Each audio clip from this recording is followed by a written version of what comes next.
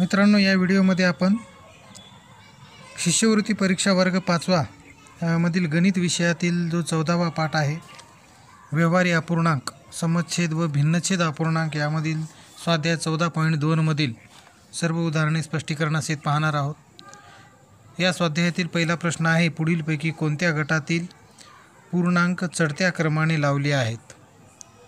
पहा विद्यार्थी मित्रांनो, या ठिकाणी सर्व चारही पर्यायामधील जे अपूर्णांक दिलेले आहेत एका क्रमाने लावून त्या सर्वांचे छेद हे या ठिकाणी समान आहेत। ज्यावेळेस अपूर्णांकांचे छेद समान असतात त्यावेळेस ज्या अपूर्णांकांचा अंश मोठा असतो तो अपूर्णांक सर्वात मोठा असतो।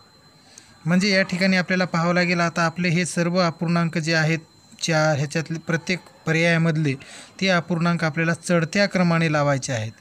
म्हणजेच सुरुवातीला सर्वात लहान अपूर्णांक आपल्याला घ्यावा लागेल। सुरुवातीला सर्वात लहान अपूर्णांक आपल्याला घ्यावा लागेल।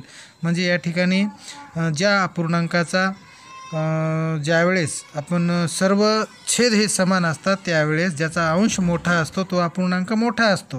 म्हणजे या ठिकाणी आपल्याला ज्याचा अंश सर्वात लहान आहे तो अपूर्णांक सुरुवातीला असायला हवा, तो सर्वात लहान अपूर्णांक असतो। म्हणजे या ठिकाणी लहान अपूर्णांक असलेला अंश असलेला अपूर्णांक 3 नंबरला गेलेला आहे, म्हणजे हा योग्य चढता क्रम नाही। दुसऱ्या पर्यायामध्ये सुद्धा पहा, 3, 3च्या नंतर 7 आणि नंतर 5, म्हणजे या ठिकाणी 3, 3च्या नंतर 5 असायला हवा होता आणि नंतर 7 या पद्धतीनं।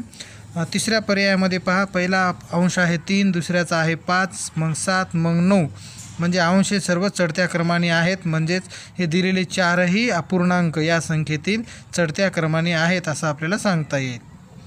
म्हणजे या ठिकाणी पहा, सर्वांचे छेद समान आहेत। छेद समान असताना ज्या अपूर्णांकाचा अंश सर्वात लहान असतो तो अपूर्णांक सर्वात लहान असतो। या नियमाप्रमाणे हे सर्व अपूर्णांक चढत्या क्रमाने या ठिकाणी आहेत असं आपल्याला म्हणता येईल। दुसऱ्या प्रश्नामध्ये सुद्धा त्याच पद्धतीने विचारलेलं आहे। पहा, 4 अपूर्णांक दिलेले आहेत, हे अपूर्णांक उतरत्या क्रमात कसे लिहाल? पहा मित्रांनो, उतरत्या क्रमात लिहित असताना सुरुवातीला आपल्याला सर्वात मोठा अपूर्णांक या ठिकाणी लिहावा लागेल उतरत्या क्रमाने लिहिताना। आणि ज्या दिलेल्या अपूर्णांकामध्ये जर सर्वांचे अंश समान असतील तर ज्या अपूर्णांकाचा छेद सर्वात लहान असेल तो अपूर्णांक सर्वात मोठा असेल। म्हणजे पहा, या ठिकाणी हा जो तिसरा अपूर्णांक आहे 119°17 या अपूर्णांकाचा छेद हा चारही अपूर्णांकामध्ये सर्वात लहान आहे, म्हणजे हा अपूर्णांक सर्वात मोठा आहे, हा 1 नंबरला येईल। 17 नंतर 19 येईल 2 नंबरला, नंतर 21 येईल आणि नंतर 25। या क्रमाने आपल्याला याचा क्रम लावावा लागेल आणि तो पर्याय क्रमांक 2 मध्ये बरोबर आहे। सुरुवातीला 17 छेद असलेला अपूर्णांक आहे, मग 19, त्यानंतर 21 आणि त्यानंतर 25। म्हणजे त्या ठिकाणी सर्वात मोठा अपूर्णांक सुरुवातीला आहे आणि हळूहळू तो लहान लहान होत गेलेला आहे। म्हणजेच योग्य उतरता क्रम हा पर्याय क्रमांक 2 मध्ये आहे असं आपल्याला सांगता येईल। यानंतर तिसरा प्रश्न जो 2018 मध्ये स्कॉलरशिपच्या परीक्षेमध्ये आलेला आहे मित्रांनो। पहा, या प्रश्नामध्ये 2 अपूर्णांक दिलेले आहेत आणि चौकोनाच्या जागी कोणते चिन्ह येईल हे विचारलं आहे। आणि चिन्ह आहेत त्यापेक्षा लहान, त्यापेक्षा मोठा, बरोबर हे चिन्ह आहेत। मग या ठिकाणी आपल्याला अपूर्णांकाचा लहान मोठा ठरवत असताना त्याचा छेद या ठिकाणी समान असावा लागेल किंवा अंश तरी समान करावा लागेल, तेव्हा आपल्याला तो लहान मोठेपणा त्याचा लवकर ओळखता येईल। या ठिकाणी आपण या दोन्ही अपूर्णांकाचा जर छेद समान करायचा म्हटलं तर पहा, 8 या 6 आपण या अंशाला गुणू आणि 8 इकडच्या छेद 8 इकडल्या अंशाला गुणू आणि या ठिकाणी 8 संग 48 छेद होईल दोन्ही संख्यांचा, 48 होईल। 17 6ला जर गुणलं तर 17 सख्खी 102 होईल आणि 23ला 8 जर गुणलं तर 8 त्रिक 24ला 4 हातचे आले 2, 8 दुनी 16 आणि 2 18, 184 होईल।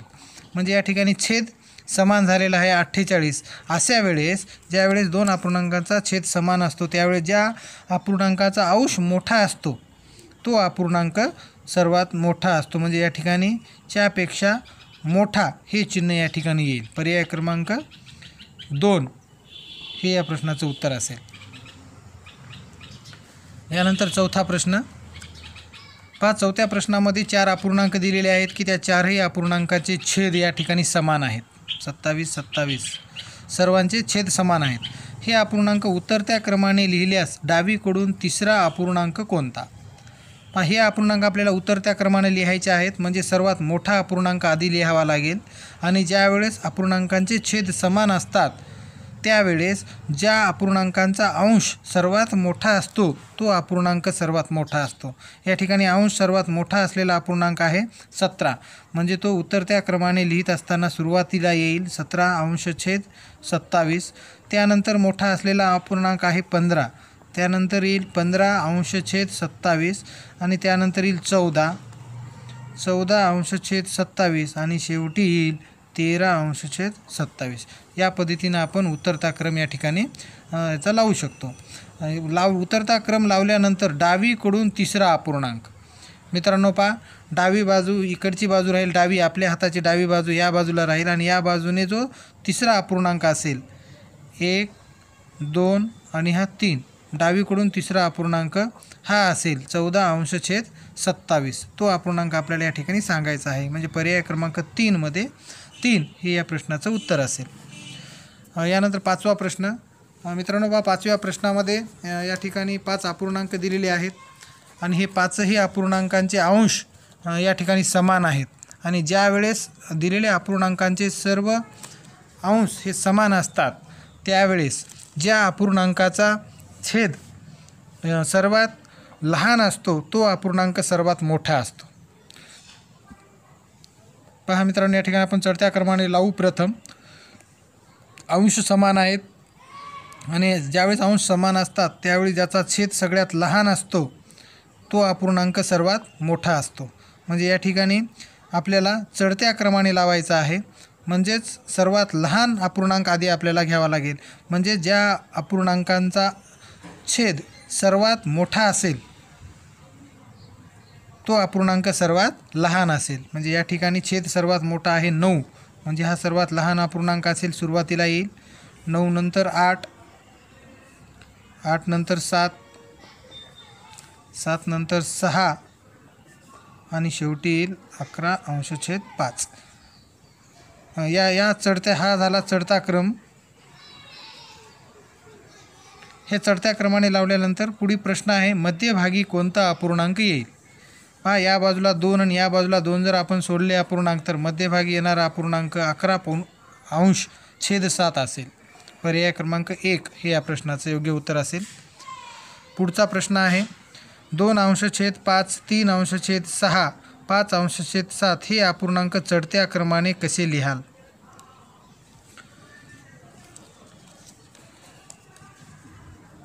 पहा मित्रांनो, 3 अपूर्णांक या ठिकाणी दिलेले आहेत आणि हे अपूर्णांक आपल्याला चढत्या क्रमाने लिहायचे आहेत.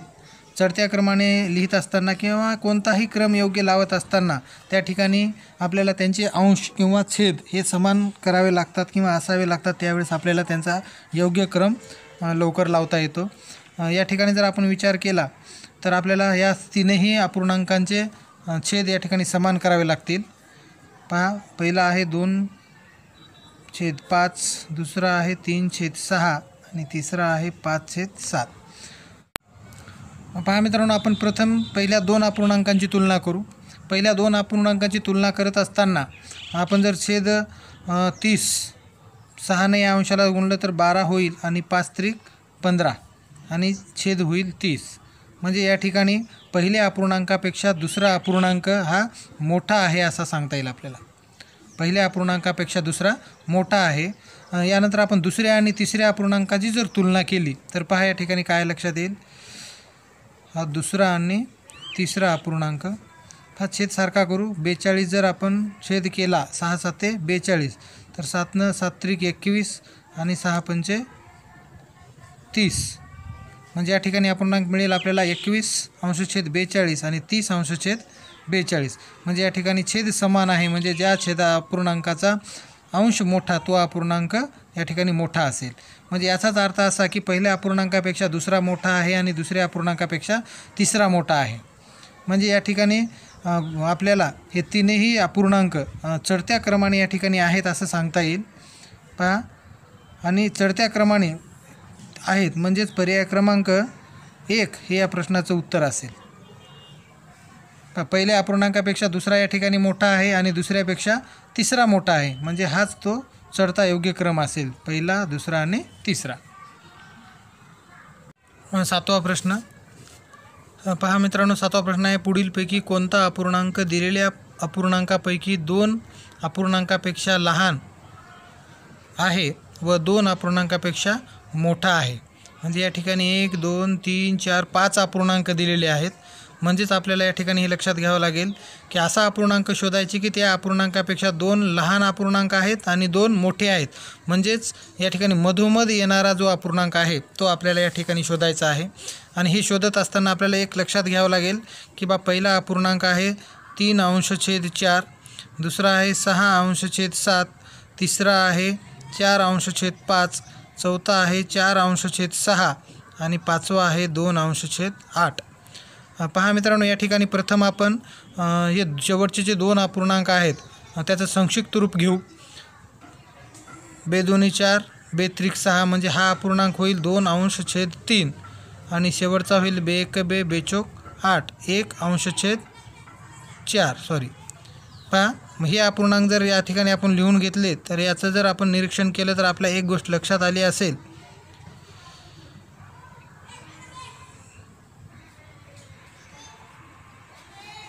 की प्रत्येक अपूर्णांक या ठिकाणी अंशापेक्षा छेद 1ने मोठा असलेला दिसून येईल आपल्याला. पहा, या 4चा जर विचार केला आपण तर 3/4 आहे, 6 आहे, 7 आहे, 4/5, 2/3. या ठिकाणी 4ही अपूर्णांक हे एका अंशापेक्षा छेद 1 मोठा असलेले आहेत. फक्त हा शेवटचा जो अपूर्णांक आहे तो या ठिकाणी थोडा वेगळा आहे, त्याची तुलना आपण करू. पण ज्यावेळेस दिलेले अपूर्णांक हे अंशापेक्षा छेद 1ने मोठा असलेली असतात त्यावेळेस ज्या अपूर्णांकाचा छेद सर्वात मोठा असतो किंवा अंश सर्वात मोठा असतो तो अपूर्णांक सर्वात मोठा असतो आणि ज्या अपूर्णांकाचा अंश सर्वात लहान असतो तो अपूर्णांक सर्वात लहान असतो. मित्रांनो, मग या ठिकाणी आपल्याला जर सर्वात लहान अपूर्णांक शोधायचा असेल तर पहा, या ठिकाणी आपल्याला पाहता येईल की सर्वात लहान अंश हा 2/3 ह्या अपूर्णांकाचा आहे, 2. म्हणजे या ठिकाणी या 4 पैकी सर्वात लहान अपूर्णांक हा 2/3 आहे. आपण जर चढत्या क्रमाने यांचा क्रम लावला तर पहिला अपूर्णांक येईल 2/3 या 4 पैकी. पण या ठिकाणी आपल्याला हा जो एक अपूर्णांक आहे शेवटचा, याची तुलना आपण या पहिल्या अपूर्णांकाशी करू प्रथम. म्हणजे आपल्याला या अपूर्णांकाची जागा लक्षात येईल की हा अपूर्णांक याच्यापेक्षा मोठा आहे की या अपूर्णांकापेक्षा लहान आहे. पहा, यांची दोघांची तुलना करू आपण. 1/4 आणि 2/3. छेद जर यांचा आपण 12 केला, लसावी 4 त्रिकम 12, तर छेद होईल 3×1 3 आणि 4×2 8. म्हणजे अपूर्णांक मिळतील आपल्याला 3/12 आणि 8/12. पहा, अशा वेळेस आपल्याला एक लक्षात माहीत आहे की ज्या 2 दिलेल्या 2 अपूर्णांकामध्ये दोन्ही अपूर्णांकांचे छेद हे समान आहेत आणि छेद समान असताना ज्या अपूर्णांकाचा अंश सर्वात मोठा असतो, या ठिकाणी या अपूर्णांकाचा अंश 8 आलेला आहे, तो अपूर्णांक सर्वात मोठा असतो. पहा मित्रांनो, या ठिकाणी 8/12 हा अपूर्णांक या ठिकाणी मोठा आहे, म्हणजे हा मूळ अपूर्णांक आहे 2/3. म्हणजेच पहा, आपण जे सुरुवातीला ह्या 4 पैकी जो सर्वात लहान अपूर्णांक या ठिकाणी घेतला आहे त्याच्याही पेक्षा हा अपूर्णांक या ठिकाणी लहान आहे. म्हणजे हा अपूर्णांक चढत्या क्रमाने लावत असताना सर्वात प्रथम येईल 1/4, त्यानंतर येईल 2/3 आणि इथं अंशापेक्षा छेद 1ने मोठा असल्यामुळे ज्या अपूर्णांकाचा अंश लहान तो अपूर्णांक सर्वात लहान. त्यानंतर या 3 अपूर्णांकाची तुलना केली तर 3 नंबरला येईल 3, म्हणजे 3/4. त्यानंतर येईल 4/5 आणि शेवटी येईल 6/7. या पद्धतीनं आपल्याला याचा चढता क्रम लावता येईल. म्हणजे या मधोमध आलेला जो अपूर्णांक आहे, ह्या मधोमध आलेल्याच्या अपूर्णांकाच्या अगोदर त्याच्यापेक्षा 2 अपूर्णांक लहान या ठिकाणी आलेले आहेत आणि नंतर आलेले 2 अपूर्णांक हे या मधोमध आलेल्या अपूर्णांकापेक्षा मोठे या ठिकाणी आलेले आहेत. म्हणजे 2 अपूर्णांकापेक्षा लहान आहे व 2 अपूर्णांकापेक्षा मोठा आहे असा अपूर्णांक दिलेल्या उदाहरणामध्ये आहे 3/4. म्हणजे पर्याय क्रमांक 3 हे या प्रश्नाचं योग्य उत्तर असेल. पुढचा प्रश्न पहा. पुढल्या प्रश्नामध्ये काही अपूर्णांक दिलेले आहेत आणि या सर्व अपूर्णांकाचे अंश हे समान आहेत. या ठिकाणी हे समान अपूर्णांक असताना हे अपूर्णांक चढत्या क्रमाने लावले असता शेवटून दुसऱ्या क्रमांकावर कोणता अपूर्णांक येईल. पहा, दिलेले अपूर्णांक अगोदर आपण चढत्या क्रमाने लावू आणि चढत्या क्रमाने लावत असताना दिलेल्या अपूर्णांकाचा अंश या ठिकाणी समान आहे. अशा वेळेस ज्या अपूर्णांकांचा छेद सर्वात लहान असतो तो अपूर्णांक सर्वात मोठा असतो. म्हणजे या ठिकाणी सर्वात मोठा अपूर्णांक आहे 12/19. पण आपल्याला या ठिकाणी चढत्या क्रमाने लावत असताना सर्वात लहान अपूर्णांक पाहावा लागेल. म्हणजेच ज्या अपूर्णांकाचा छेद सर्वात मोठा असेल तो अपूर्णांक सर्वात लहान असेल. म्हणजे या ठिकाणी सर्वात मोठा छेद असलेला अपूर्णांक आहे 12/37. हा सर्वात लहान अपूर्णांक असेल. यानंतर आहे 29. यानंतर येईल 12/29. त्यानंतर 25, 12/25 आणि सर्वात मोठा अपूर्णांक शेवटी येईल 12/19. हा या 4 अपूर्णांकाचा चढता क्रम झाला. आणि चढता क्रमाने लावल्यावर शेवटून दुसऱ्या क्रमांकावर कोणता अपूर्णांक येईल. पहा मित्रांनो, शेवटची बाजू ही आहे. मग शेवटून दुसरा क्रमांक जर पाहिजे असेल तर 1 आणि हा 2. म्हणजे शेवटून दुसरा क्रमांक येणारा अपूर्णांक हा 12/25 असेल. पर्याय क्रमांक 2 हे या प्रश्नाचं योग्य उत्तर असेल. 9वा प्रश्न. 9व्या प्रश्नामध्ये 4 अपूर्णांक दिलेले आहेत आणि हे अपूर्णांक चढत्या क्रमाने लिहिले आहेत. हा क्रम योग्य ठरण्यासाठी चौकटीत कोणता अंक लिहावा लागेल.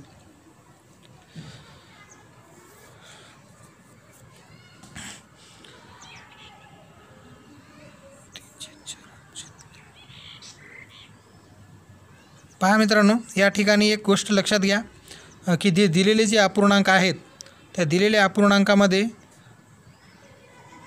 अंशापेक्षा छेद हा 1ने मोठा असलेले अपूर्णांक आहेत सर्व. फक्त हे सुरुवातीचा जो अपूर्णांक आहे त्याची तुलना आपण दुसऱ्या अपूर्णांकासोबत करू. म्हणजे आपल्या लक्षात येईल की या दोघांमध्ये कोण लहान आणि कोण मोठा आहे. आणि हे सर्व अपूर्णांक या ठिकाणी चढत्या क्रमाने आहेत. या ठिकाणी चढत्या क्रमाने लिहिलेले आहेत. तेव्हा आपल्या लक्षात येईल की चढत्या क्रमाने अपूर्णांक लिहिलेले आहेत. म्हणजेच ज्यावेळेस अंश हा छेदापेक्षा 1ने लहान असतो प्रत्येक ठिकाणी, त्यावेळेस ज्या अपूर्णांकाचा अंश लहान असतो तो अपूर्णांक लहान असतो. आणि चढत्या क्रमाने लिहिलेले असताना या ठिकाणी आपल्याला ज्या चौकटीतला नंबर शोधायचा आहे त्या संख्येचा छेद 7 आहे. म्हणजेच या ठिकाणी छेदापेक्षा 1ने लहान असलेला अंश आपल्याला या ठिकाणी घ्यावा लागेल. म्हणजे या ठिकाणी येईल 6. या ठिकाणी 6 घेतल्यानंतर आपला हा योग्य चढता क्रम असेल. सर्वात लहान 3/4, 6/7, 8/9. मित्रांनो, या अशा प्रश्नामध्ये एक गोष्ट लक्षात ठेवा की ज्यावेळेस छेद दिलेल्या अपूर्णांकामध्ये प्रत्येक अपूर्णांक संख्येचा छेद जर अंशापेक्षा 1ने मोठा असेल त्यावेळेस ज्या अपूर्णांकाचा अंश सर्वात लहान असतो तो अपूर्णांक सर्वात लहान असतो. हे नेहमी लक्षात ठेवा. म्हणजेच या प्रश्नाचं उत्तर येईल पर्याय क्रमांक 3. पुढचा प्रश्न पहा. या ठिकाणी 4 अपूर्णांक दिलेले आहेत.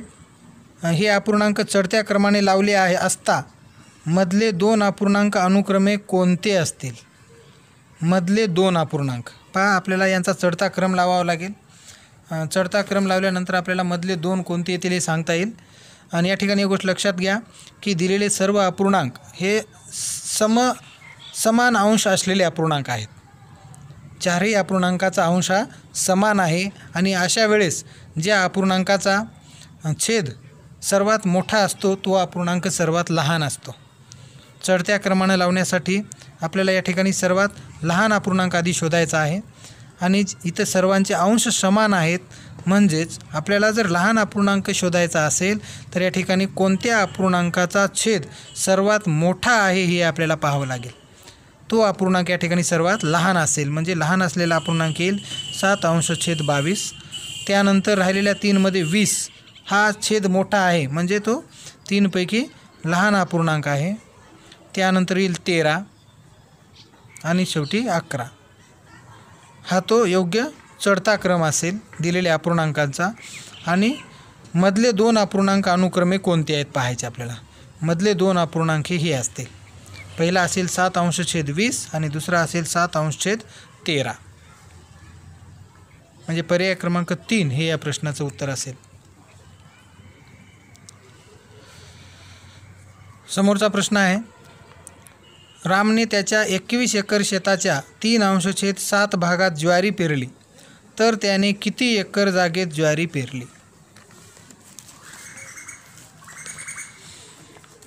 या ठिकाणी आपल्याला रामने त्याच्या 21 एकर शेतात 3/7 भाग ज्वारी पेरलेली आहे.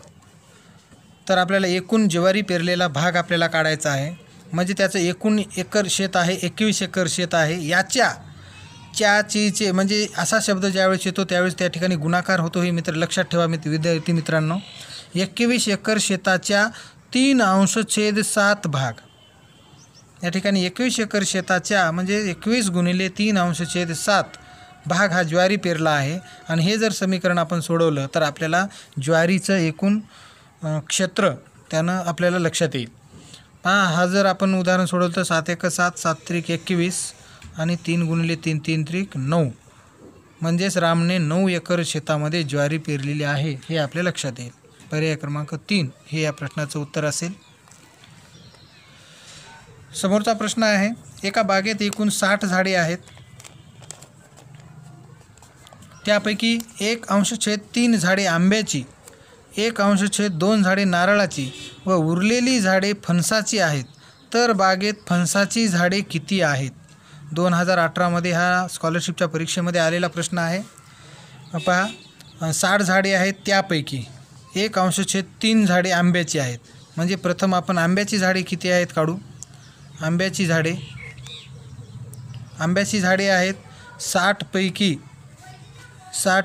1/3 म्हणजे 60 गुणिले 1/3 झाडे ही आंब्याची आहेत.